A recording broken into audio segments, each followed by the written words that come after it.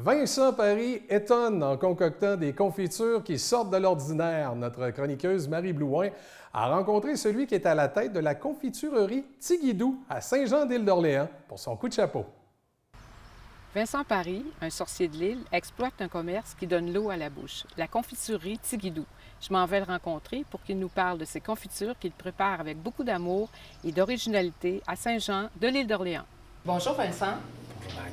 Comment ça va? Ça va très bien. J'ai fait une petite recherche sur l'histoire des confitures parce que ça m'intriguait de savoir d'où ça venait. Puis j'ai découvert qu'elles avaient été inventées par les Arabes en l'an 1000. C'est donc dire que vous perpétuez une tradition qui est vieille comme le monde. Pourquoi vous avez choisi de devenir confiturier? Ben, je pense que c'est une histoire d'amour avec les fraises d'abord. Hein. Mon premier emploi, moi, ça a été avec mon petit bicycle avec des roues en arrière pour aller cueillir des fraises chez Onésime, pas chez Onésime, j'étais chez LZA Pouliot, mon voisin. Okay. Notre voisin, les Pouliottes. Donc, j'ai cultivé des fraises là. Mon père m'a fait mon petit champ sur le bord du chemin après. Donc, une petite fibre d'entrepreneur pour mettre une petite pancarte avec une grosse fraise rouge sur le bord du chemin et vendre ses paniers de fraises. C'est ça. Ça a continué. Je pense qu'il était temps pour moi, à un certain âge aussi, après avoir connu la ville, avoir connu les bureaux, avoir connu les agences de publicité, avoir connu le monde des affaires, de revenir à l'île, de revenir à la campagne, de revenir à mes premières amours. La confiture, c'est devenu un peu... C'est la confiture qui m'a choisi, je pense. Oui, pourquoi? Oui. Ben, enfin, j'avais pas l'intention, j'étais pas quelque chose qui était... J'adorais la cuisine, j'ai travaillé dans des restaurants souvent, longtemps. J'ai gagné mes études, en fait, en travaillant dans des restaurants. Donc, j'étais très proche de la cuisine, toujours, ça m'a suivi toute ma vie. Et là, enfin, on a trouvé cet endroit qui était un peu... qui avait besoin d'amour. Ça fait longtemps, ouais, avait été abandonné, que je me rappelais aussi quand j'étais jeune. Cette grange-là avec la fraternité des chevaliers de Saint-François d'Assise. Parce que vous habitiez pas très loin? Ben, je jouais ici, mon ami habitait en bas, j'habitais un peu plus loin, je connaissais le secteur pour l'avoir fait en vélo tous les jours, l'été, en skidoo de temps en temps. Mais je connaissais un peu le secteur, puis on a trouvé ça, c'était à vendre depuis longtemps, puis finalement, moi et Catherine, on s'est dit qu'est-ce qu'on peut faire avec un bâtiment comme ça, on a vu qu'il y avait des potentiels, un bâtiment qui avait été restauré, qui avait été transformé, en fait, en résidence, en commercial et résidence dans les années 70. Donc, qui avait été un peu oublié, qui avait été négligé. Donc, c'est une belle opportunité. Qu'est-ce qu'on peut faire dans un vieux bâtiment comme ça? Ben, on a pensé à faire d'abord de l'alcool de fruits. C'est un peu compliqué. On s'est lancé dans la confiture, on a eu de l'aide de chefs cuisiniers, on s'est informé beaucoup, on a fait nos recherches. Puis, effectivement, on a remarqué que la confiture était un produit qui nécessitait peut-être à l'île d'Orléans une certaine approche un peu plus gourmande, un peu plus foodie, comme on appelle, un peu plus travaillée, un peu plus confiture fine. Alors, on s'est emballé, puis on a créé la confiturerie Tigidou il y a maintenant 7 ans. Pourquoi ça s'appelle la confiturerie Tigidou?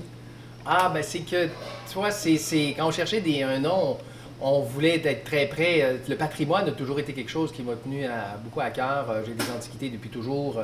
J'ai grandi dans des vieilles maisons à Lille, donc on a encore acheté une vieille maison à restaurer.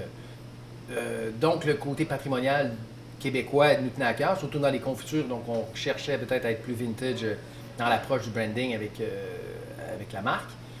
Catherine a sorti le mot Tigidou, qui m'a fait sourciller évidemment au début. Hein. Et lorsqu'on a fait des recherches, le Tigidou venait de l'anglais, this jig do.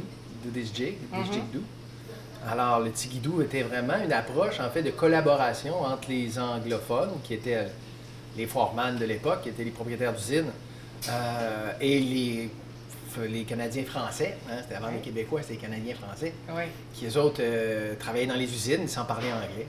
Donc, le jigidou, il fallait que ça soit jigidou. Il fallait que le travail soit jigidou. Il fallait que la pièce de bois, la pièce de table, la pièce de chaise soit jigidou. Jigidou, donc, ça veut dire que c'est parfait. Il fallait que ça soit parfait. Il fallait que le jigidou. Alors, puis c'est une question de répétition. Ben, c'est un peu le travail de manufacture, de petite manufacture à notre niveau. Là. Mais il fallait que ça soit à chaque fois parfait. Il fallait que ça soit toujours tigidou. Alors, c'est pour ça qu'on l'écrit un peu, on l'écrit comme, en fait, sans U. On l'écrit à l'anglaise. Parce qu'effectivement, les recherches montraient que le premier qui l'aurait, enfin, plus loin qu'on est allé dans nos recherches, c'était Robert Charlebois, dans une petite toune qu'il a faite. Tigidou mon minou. Ben, il écrit aussi comme ça. Ouais. Oui. En patrimoine, on ne touche pas à ça. On se fait dire pourquoi vous ne mettez pas de U, c'est Tigidou. Mais c'est pas Tigidou. Quand tu connais l'histoire, c'est vraiment Tigidou. Qu'est-ce qu'elles ont de particulier, vos confitures? Ben, on a voulu différencier par une approche justement un peu de chef, un peu de cuisine. C'est-à-dire de pas. Quand on regarde l'inspiration, c'est les grands maîtres confituriers français. Donc, les cuisines françaises qui sont très gourmands ont l'ordre des confituriers, ont des maîtres confituriers. Leur base est assez simple. Dans la cuisine, en fait, la base est assez simple. Je l'ai appris, moi, en travaillant dans des grands restaurants à Montréal, où par des recettes très simples, arriver à faire des choses extraordinaires. C'est la qualité des ingrédients. C'est la base de toute cuisine, c'est la base c'est la nôtre. On est plus des assembleurs de bons ingrédients qu'on est des transformateurs, en fait. On travaille de très près avec les agriculteurs, où on influence un peu les sortes de fraises qui vont être cultivées, en fait. Et on choisit nos fraises, on choisit nos fruits, on choisit nos producteurs. Donc, on offre aux clients le meilleur de l'île d'Orléans dans des pots. On essaie d'avoir la plus grande variété des fruits qui se poussent exclusivement à l'île d'Orléans. Donc, tout dans nos pots, ce n'est que de l'île d'Orléans. Mais on essaie d'avoir le meilleur. Donc, on travaille avec le meilleur sucre, des citrons, des choses. Et la confiture n'est pas nécessairement un produit, peut être un produit, de restant, un produit très sucré, un produit de conserve. Mais ça, c'était une autre époque. Je pense que la confiture d'antan, c'est une autre époque. C'est bien que vous le dites, parce que les gens pensent qu'une confiture, c'est très, très sucré, mais c'est pas nécessaire d'être si sucré. Hein? Ben, vous voyez, nous autres, on a fait des choses... L'Industrie Canada, une confiture, c'est comme grand-maman. Donc, pour avoir le mot confiture, ça prend le même poids en sucre que le poids en fruits. Ah, okay. Trop sucré, ça. Oh my God, on va pas là. Alors, on fait de la tartinade. En fait, c'est de la tartinade, c'est moins sucré. Ça, c'est notre produit un peu fort, là, de déjeuner qu'on appelle. Et on fait des produits de confiture fine qui sont vraiment moins sucrés. Où on a dû travailler avec des chimistes. On a dû travailler avec des équipements aussi. Donc, c'est des choses qui sont hasardeuses. C'est des choses qui nous ont pris beaucoup de temps à développer. C'est une expérience qu'on a bâtie, en fait, parce que ça a des risques là, de fermentation, de pourriture. Donc, c'est vraiment... C'est très touché faire de la confiture peu sucrée, ou très peu sucrée comme on fait. Bon, on est arrivé, je pense, qu'avec toutes ces années-là, puis cette expérience-là, et de l'aide aussi, là, on s'est fait aider. Ouais. Qu'est-ce que ça prend pour être un bon confiturier? Des qualités particulières? Ah ouais, c'est drôle parce que quand on regarde les vieux livres de cuisine aussi, on dit que il faut... ça s'adressait, c'est un métier de femme, en fait, dans le temps. C'est un métier de femme, c'est pas un métier d'homme. Alors, contrairement en Europe, où c'est un métier d'homme, en fait, et puis ici, au Québec, c'est vraiment les mères ou les grands-mères qui faisaient la confiture. Il disait aussi dans les Écritures, tu voyais qu'il fallait que la femme ne soit pas soit en état pour faire la confiture, ne soit pas stressée, ou ne soit... Donc, pour être un bon confiturier, je crois qu'il faut siffler le matin en faisant ses confitures. Il faut être siffler? Heureux. Oui. Ah. Il faut siffler en travaillant. Il faut être heureux. Il faut être en paix, parce que la pectine, c'est très sensible. C'est une molécule qui peut, lorsqu'on la brusque, lorsqu'on la travaille, lorsqu'on en met en gros volume, elle se brise et ça ne marche pas. Alors, pour faire de la confiture, il faut être... faut être de bonne humeur. Il faut être heureux. Les recettes les plus insolites que vous avez créées? On les crée, je vous dirais qu'on va se plaire à dire... Oui, c'est ça, le passé n'est pas garant de l'avenir. On fait des choses, on adore créer, on a nos bases. Évidemment, maintenant, on a dû développer à cause de l'augmentation du volume de l'entreprise, on a nos bases, là, nos recettes fétiches qu'on revient. Mais on s'amuse toujours à en faire des plus originales. Puis ça dépend, en fait, de ce que... En fait, comme on se plaît souvent à dire, fais ce que tu peux avec ce que tu as là où tu es. Ouais. Alors, c'est ça qui nous inspire beaucoup. Je vous dis, l'année dernière, dans le potager, je mets du réfort. Le réfort sans trop savoir ce que je fais avec. Oh. Ça devient envahissant. Il faut que je bouge le réfort, ça n'a pas de bon sens. Alors, je cueille le réfort, je tire la racine de réfort, qui est en fait un wasabi japonais. Alors, on a fait une gelée fraise et wasabi qui plaît énormément, qui est comme une moutarde, en fait, qui est un truc... C'est amer un peu? Ou non, c'est réfort, c'est parfumé, c'est un peu épicé, en fait, c'est un peu relevé. Alors, c'est un truc qu'on mange avec des grillades, qu'on mange avec des poissons. C'est une confiture de dîner, de souper. C'est pas une confiture de déjeuner. Alors, effectivement, on amène des fruits sur la table au déjeuner, au dîner et au souper là, maintenant. Vous êtes audacieux? Ben, écoute, on s'amuse, on fait goûter, on discute, on échange et on fait avec ce qu'on a sous la main. Est-ce que vous avez puis les le marché local? Ben, c'est ça, le potager. Le potager est notre inspiration première. J'ai lu dernièrement, on lit pas ça régulièrement, là, vous allez me dire, on va parler des bienfaits médicinaux. Nostradamus, un apothicaire, a écrit un traité au 16e siècle qui porte sur les bienfaits des confitures sur la santé, puis aussi ça aurait des bénéfices au niveau pour conserver sa jeunesse éternelle. Qu'est-ce que vous en pensez, vous? Il avait tout à fait raison. Ah oui? Oui. Il avait tout à fait raison. On trouve le polyphénol dans le bleuet. Qui est un antioxydant puissant. D'ailleurs, c'est un médecin qui me produit, il fait son propre usage là, de ces bleuets, mais il m'en vend aussi. Donc, le bleuet est le polyphénol, la fraise, la framboise, les antioxydants, tout ce qui est peu amer ou sûr, en fait, est très bon pour la santé, est très plein d'antioxydants, anticancérigènes, etc. Et lorsqu'on les travaille, justement, nous, avec des herbes ou des mauvaises herbes, un jardin de sorcier. Oui, c'est vrai. Ouais. Vous êtes un sorcier. Je suis natif, de l'île. Et on se plaît bien à travailler justement avec les mauvaises herbes. Que ce soit la bardane, qu'on appelle la toque, qui est un produit très... En fait, il y a plein de choses. En fait, tout ce qui se plaît à être une mauvaise herbe a souvent des caractéristiques médicinales. Ah oui? Oui. La première fleur au printemps, on fait des gelées, nous, maintenant, des marmelades avec le toussilage. Qui est le toussilage et la première petite, ce qu'on pourrait représenter un pissenlit. C'est avant le pissenlit. C'est la première fleur qui pousse, la petite fleur jaune, qui pousse avec une grosse feuille plate, là, le toussilage. Et le toussilage a été l'emblème, en fait, des apothicaires en France, un des premiers sceaux apothicairiens, en fait, de France, parce que le toussilage est un antitoussif. Donc, peut soulager des... La toux?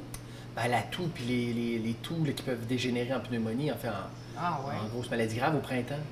Donc, après les hivers longs, on se soignait avec le toussilage, puis ça pousse, c'est de mauvaises herbes qu'on a dans nos jardins. Alors, il y a plein de choses dans les jardins. Il y a plein de choses. Donc, la combinaison des fruits antioxydants avec des herbes, avec des herbes de sorcier, fait en fait des produits d'apothicaire. Ouais. Quelles activités sont offertes ici? La confiturerie, nous, on est en train, on a un jam bar, en fait. C'est comme un wine bar, comme on appelle. C'est quoi ça? C'est un endroit où on accueille les gens et on leur fait goûter nos produits. Donc, c'est une expérience de dégustation un peu plus complète, je vous dirais, où vraiment on leur présente les produits et on fait goûter à ce qu'il y a. Notre carte de confiture change aux semaines et on leur fait goûter ce qu'on trouve en récolte, ce qu'on récolte en ce moment à l'île d'Orléans, avec les combinaisons classiques ou des combinaisons plus audacieuses ou plus curieuses. Donc, ça, c'est un peu notre base là, d'activité. Évidemment, on a toujours un petit peu de collation, là, des cafés, des contes, des choses comme ça que les gens mangent ici. Mais sinon, on est en train de travailler sur des ateliers. On voudrait peut-être faire apprendre, justement, l'été, beaucoup de familles là, veulent chercher des activités avec les enfants, des scones, des confitures, des choses. On est en train de travailler là-dessus. On a un jardin aussi qu'on est en train de compléter, un jardin de mauvaises herbes. De mauvaises herbes, pour vrai? En fait, le jardin va avoir un peu à la fois de la chicorée, de la bardane, de la chili millefeuille. On a beaucoup de menthe, évidemment. On a des ronces, on a de l'aubépine, on a de l'argousier, on a plein d'affaires. Mais on essaie aussi d'avoir un plan de tout ce qu'on peut avoir dans nos chelons. Donc, ça devient aussi un petit jardin qui va devenir un petit jardin d'interprétation. On va pouvoir... Beaucoup de gens n'ont pas vu une barbe. Et d'explication de... qu'est-ce que les bienfaits. Oui, c'est ça. Qu'est-ce qu'une rhubarbe? C'est étonnamment, mais il y a plein de gens qui ne savent pas c'est quoi une rhubarbe. C'est plus la clientèle asiatique, là. Mais effectivement, le jardin va devenir un petit jardin d'exploration. Donc ici, à la confiturerie, c'est un endroit pour se poser. C'est plus un endroit de venir, je pense, se poser. Hein, oui, effectivement. Se poser, manger, goûter confiture, manger une crème à la glace, une espèce de parfait. Le parfait Tigidou, en fait. Là. Un bel endroit rustique. Oui, non, c'est agréable. Pour ceux qui ne connaissent pas l'endroit. Oui, c'est ça. C'est bien. C'est un petit endroit à découvrir, en fait. On est bien caché. Oui. On se plaît. On adore ça, être un peu caché. On n'est pas sur le bord du chemin, puis ça nous plaît beaucoup. Puis c'est tranquille. Oui, c'est ça. Ça nous évite un peu trop de... Parce que l'achalandage, il faut gérer un achalandage à l'île d'Orléans. Oui, c'est ça. On ne veut pas devenir on peut retrouver des gros... c'est ça. On essaie d'avoir une belle expérience immersive avec nos clients. On les traite bien. Puis ça nous permet justement de servir les gens qui ont été sur référence ou les gens qui savent, les gens qui connaissent, les gens qui cherchent un peu, pas le touriste de passage. Vos défis, en terminant, vos défis pour les prochaines années, ce serait quoi? Le défi, c'est la gestion de la croissance. C'est le défi, comment faire plus, mais continuer à faire aussi bien. Les enjeux, On a eu des projets, on a rencontré des dragons qui nous ont fait miroboler des choses, mais... Ah oui, vous êtes pensé à l'émission? Oui, non, pas à l'émission, mais donc, je veux dire des gens d'affaires qui me plaisent beaucoup. Chaque année, j'ai beaucoup de gens d'affaires qui viennent, qui disent pourquoi on n'est pas à l'épicerie, pourquoi notre produit est tellement bon, pourquoi on va pas, pourquoi on grossit pas, pourquoi on en... À chaque fois, il y a même des gens qui sont en affaires et font de l'argent, ils disent, écoutons, ouais, tu sais... Mais c'est une autre approche. En fait, la croissance est dangereuse pour un produit de qualité en agrotourisme. Oui, un produit plus artisanal. Oui, c'est ça, parce que là, on est obligé de changer de capacité de production. On ne fait plus en petits chaudrons, plus dans des grosses cuves. C'est ce qui fait son charme, que ce soit artisanal. Oui, c'est ça. Puis c'est bien. Dans un endroit. Oui, pour le confiturier, c'est mieux. Parce que le confiturier ne veut pas se ramasser dans un bureau à gérer les problèmes non plus. Effectivement. C'est ça la croissance. Alors, loin de moi, je ne suis pas devenu confiturier pour devenir un grand industriel. Pour devenir un industriel, pas mon âge, non. D'accord. Alors, on se plaît. On a des projets de croissance, évidemment. On voudrait avoir des meilleures cuisines, des meilleurs équipements. Mais c'est une croissance normale, je pense, d'entreprise qui va bien. D'accord. Il n'y a pas de grands projets à venir, ne serait-ce de continuer à faire de la bonne confiture. Bien, je vous remercie beaucoup, Vincent. Ça me fait plaisir.